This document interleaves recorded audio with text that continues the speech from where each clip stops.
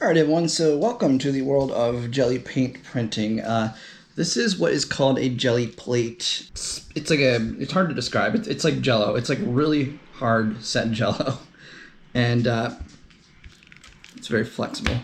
This is an 8x10. It was about $27 at dickblick.com. So if you wanted to get into it, it's not that expensive, especially if you're used to doing arts and crafts.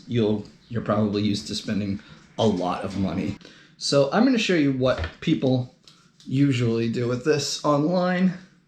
This is what I see a lot. We're going to start with green, basic green, and this is just regular. This is actually like the cheap Michael's version of acrylic paint. We're just going to put some on here. Just going to start with a good healthy amount. I'm just going to go to town covering this plate. We don't want too much, we don't want too little.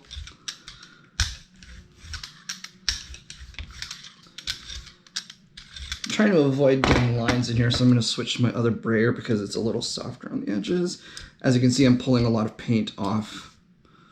So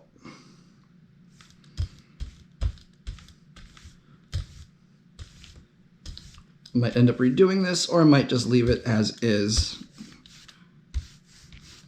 But that's going to be a pretty good consistency. It's almost transparent. Here's some daisies I pulled out of the front yard. We're just going to throw them on here. Try to get this one face downward. Here's another one. And then some leaves. Because of course, daisies have these weird leaves. These particular daisies look kind of unhealthy, but oh well.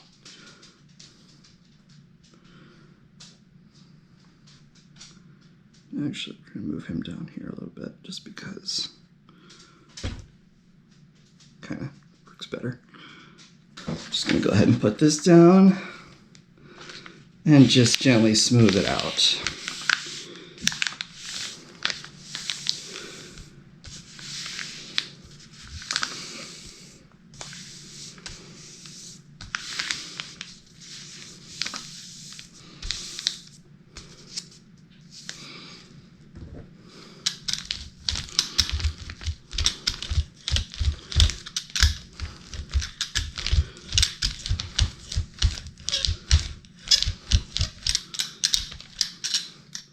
You might want to use something a little less 3D than whole flowers, but basically this is what you get.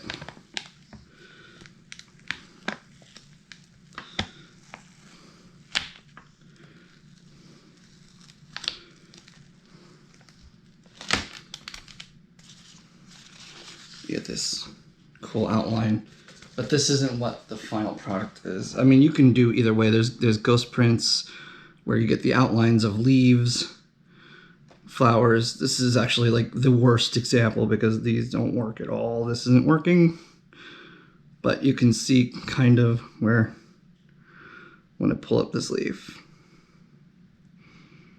you can see the texture being left behind.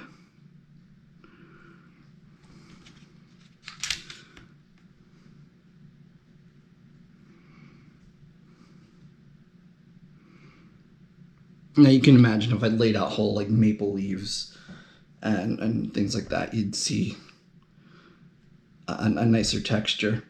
We're gonna let this sit for about 5 minutes to dry. All right, so it's been about 5 minutes, and as you can see, this is dry. This is not coming off. This is dried to the plate. So this is where the magic comes in. This is dried to the plate. How's it gonna come off? I'll show you. We're going to use a contrasting color. I'm going to use orange just because it is very contrasty, especially with this stuff. And you don't need a lot of it. You don't want to use a lot of it, especially on a day like today where it's like, 1,000% humidity. Because we're in summer, folks, believe it or not. We're actually there. Get this to spread nice and evenly, and then you want to kind of keep it focused in one direction. Got this nice and covered.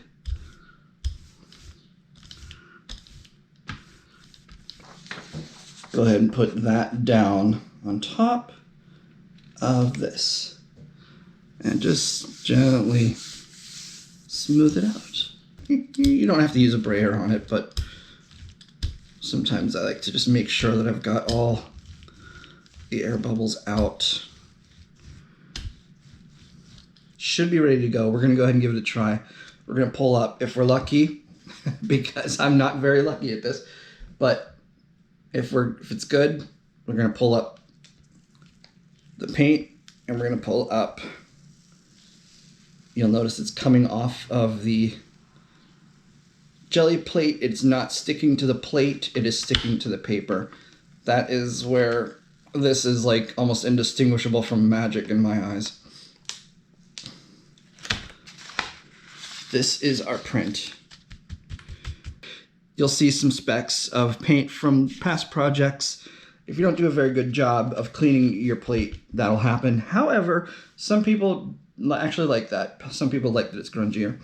Now, if you look, you can see kind of the outline of the petals from the dandelion. You can see the outline from the leaves. But as you can see, this is dry. This is done. This is ready to go. There are so many different things that you can do. There are much more advanced techniques. You can do image transfers from, like, say, a magazine. You can do stenciling. Here's something I did this morning where I laid down a layer of indigo. After I let it dry for a good 5 minutes, then I scraped away some lines, and then I covered it in with red, yellow, green, and blue, and made like a nice rainbow pattern out of it, and this is what came up today. Anyway, I just want to introduce y'all to Gelli plate printing and show you what I've been obsessed with over the last couple of weeks now. It's interesting. It's a lot of fun, I think. All right, have a great day.